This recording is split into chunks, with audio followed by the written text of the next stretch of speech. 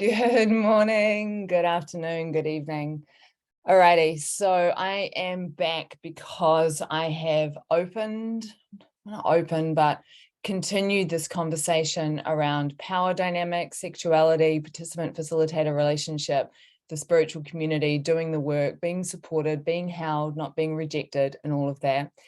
And I wanted to continue that conversation and shift focus here onto myself, because I feel like it's really, really important to recognize that these challenging situations that are arising are not about other people as such. It's not about what's out there. And as a facilitator, presenter, I'm nervous. I feel really nervous and really vulnerable. I just want to name that right now. I'm just noticing that. So, whoa, okay, I can feel that energy. It's really, really important that I do my own work. And so one of the things that has been brought up in a very long and epic comment on a conversation that Sasha and I had, a conversation with Kara-Leah, is that, we haven't been speaking that much into the feminine shadow around power and around sexuality.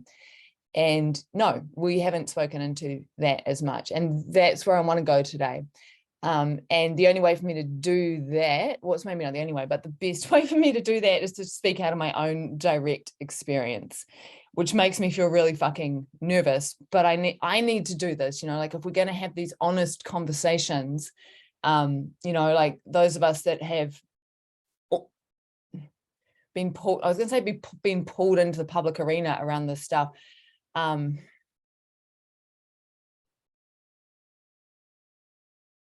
Yeah, I feel like it's important for me to do this. So in my 20s, I was a mess in terms of how I interacted with people when it came to sexuality and it came to power. I did a lot of things that would have definitely caused harm and hurt people.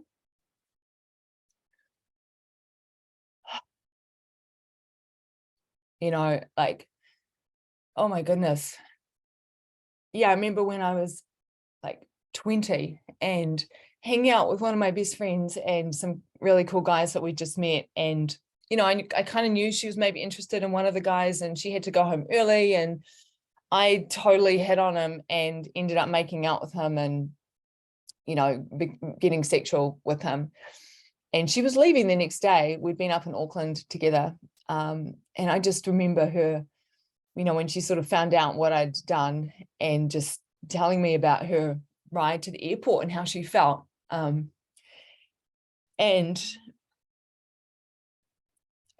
just realizing how my actions had emotionally impacted and hurt her. And she was one of my best friends.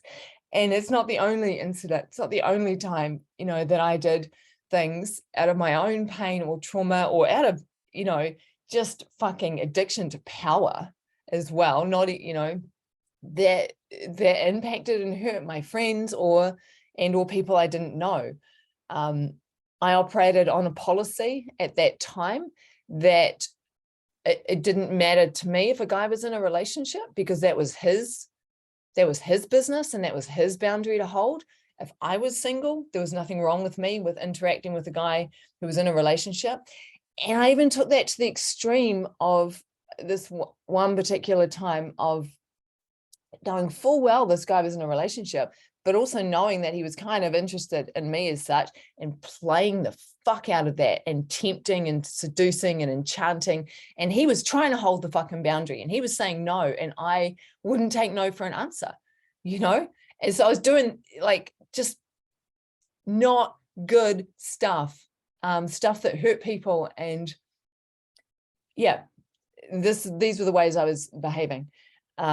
In some ways I was out of control because I didn't know any better. Yeah. And over time, I started to realize that, oh shit, these actions are hurting people. I'm having an impact. And so I started to shift and I started to change, and started to become more aware of how I acted, with sexuality and with power.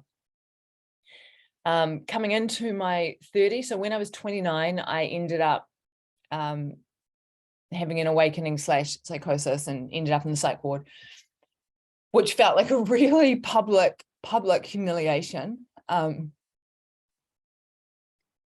the time I was living in Whistler, and I was engaged to a man I deeply loved. You know, we're kind of like up and coming in the community as such.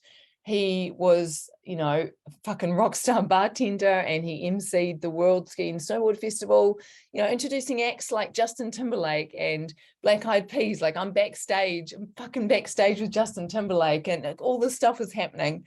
And then, yeah, psychosis, hospital, and had to leave Whistler and come home. And one of the frames that I put around that experience was I just felt so ashamed.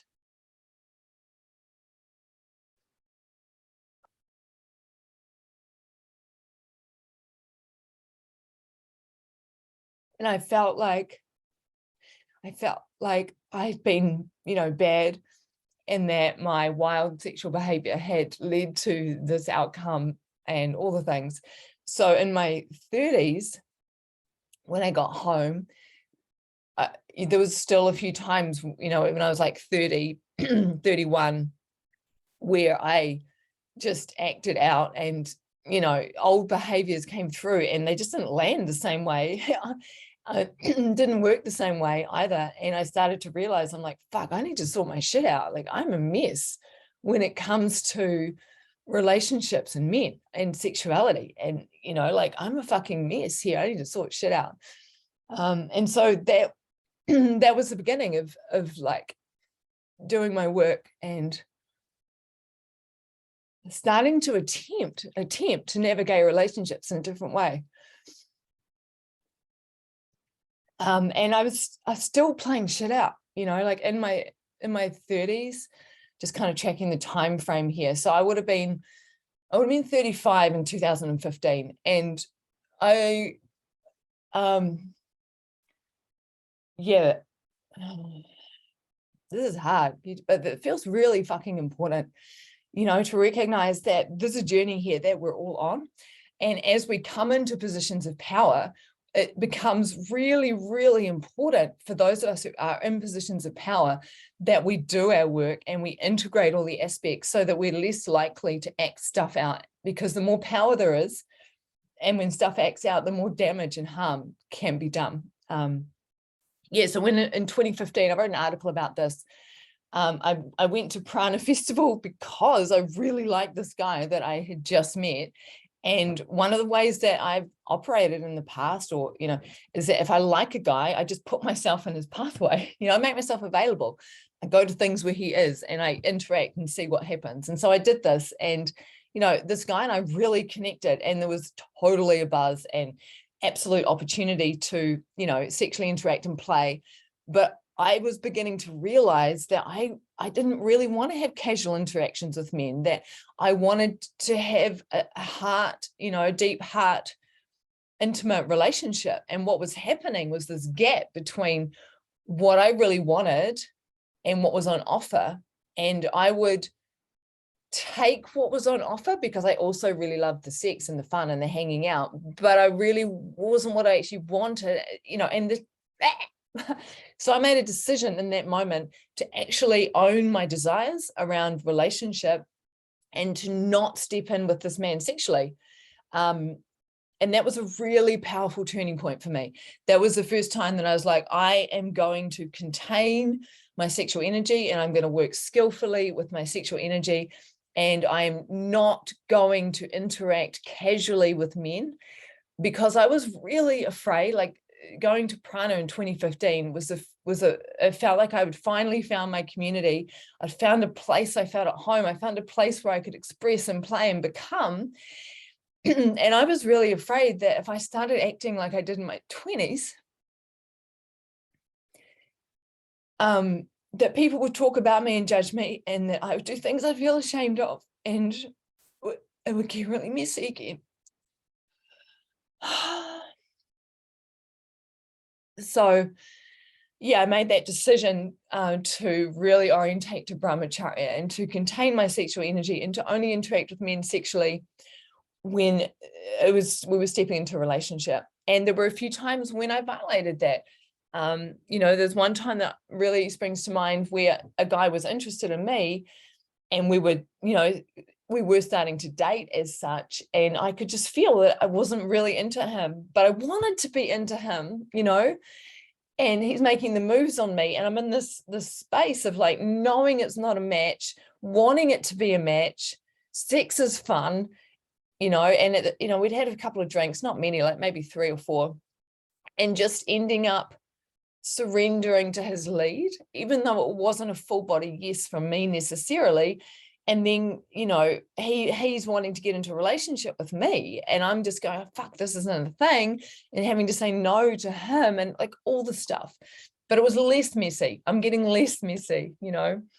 You know, and then there was another incident with I wrote about this too on the Yoga Lunchbox, with a man who is still a really good friend of mine and a colleague and a peer in this community. And I absolutely, you know, made a play for him and flirted and all of the things, but I was also being really clear that I like you and I'm interested in you, but I'm only interested if it's a relationship. And anyway, ended up having a one-night stand with him. And it was one of those weird situations where I felt like I'd been really clear, and that if he was saying yes to me, he was saying, yeah, I'm interested in you for a relationship. And so I felt somewhat betrayed or used, taken advantage of. And yet at the same time, when I reflected on what happened and what unfolded, a part of me knew that he wasn't interested in a relationship or anything with me. A part of me knew what it was actually on offer, what was actually on the table. But I didn't want to accept it, you know. So the dynamics of this stuff. So I, you know, in that situation, I totally felt like I could have gone, you fucking, you know, you wanker, you used me. But I didn't. I was like, did he really? You know, like, I think I fucking knew. So, you know, still edging through, and that would have been around 2016.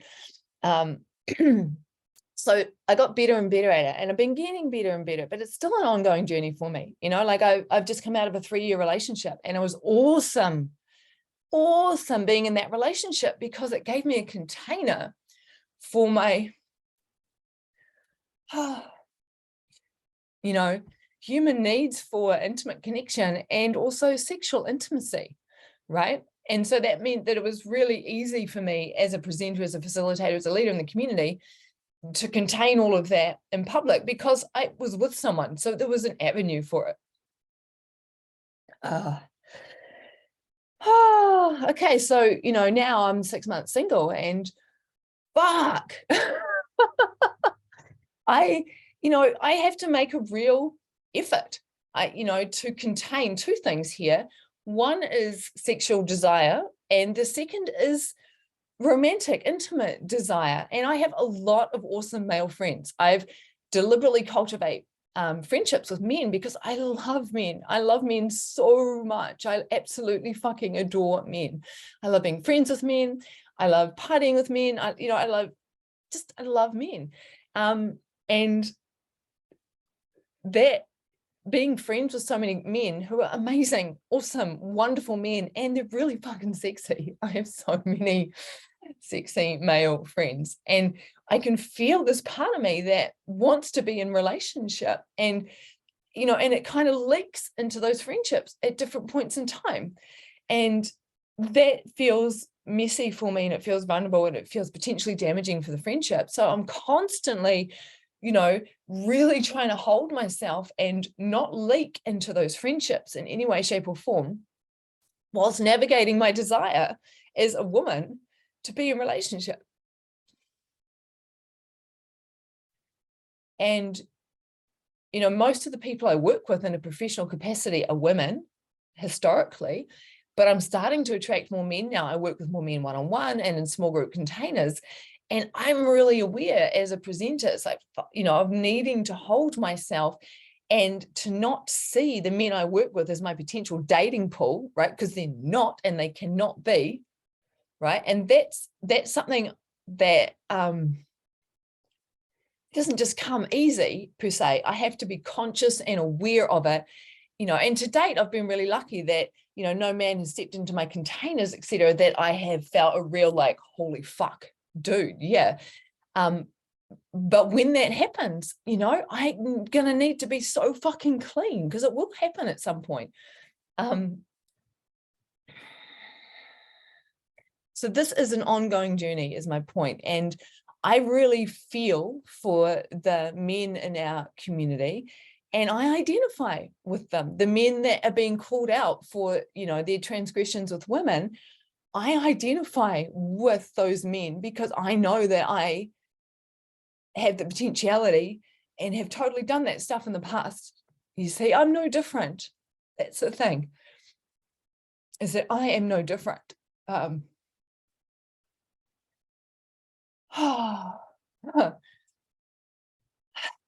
Okay, what else needs to be said on this? Yeah, so the feminine sexual shadow and the feminine power shadow, how that comes through women, people in women's bodies is a thing. And it's really important that we talk into this as well. And I'm aware of how this plays out in my own interactions with my male friends and with my male colleagues and with male students, and needing to stay clean and clear with it all, and recognizing that sometimes I'm going to fuck up, you know, like I'm going to leak, and I need to be able to, when that happens, be able to notice that it's happened or to receive feedback that it's happened and to do the work around it, which requires vulnerability. Hence this video, right? This is vulnerable stuff for all of us to lean into, and we've got to do it. If we want to have different kinds of relationships with each other, and we want to be able to be powerful without letting the shadow of power play out, you know, there's a lot of integration work that needs to be done. Okay, I'm just going to see if there's anything else I need to say on this.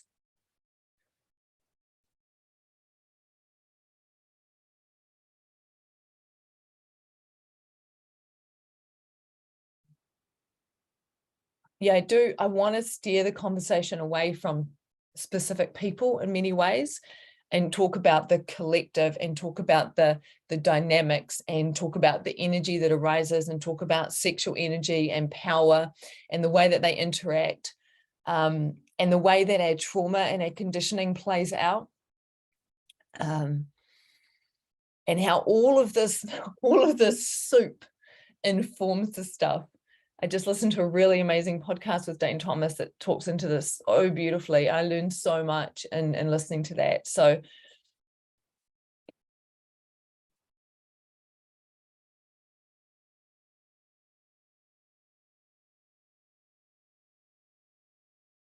okay, I feel like that is it for now.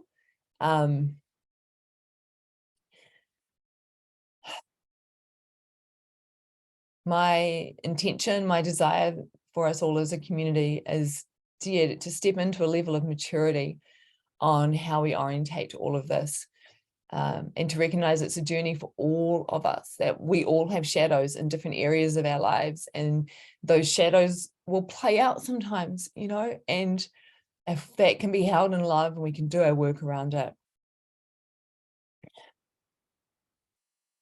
Yeah. Sending so much love to you all on this journey that we're all taking together. Yeah.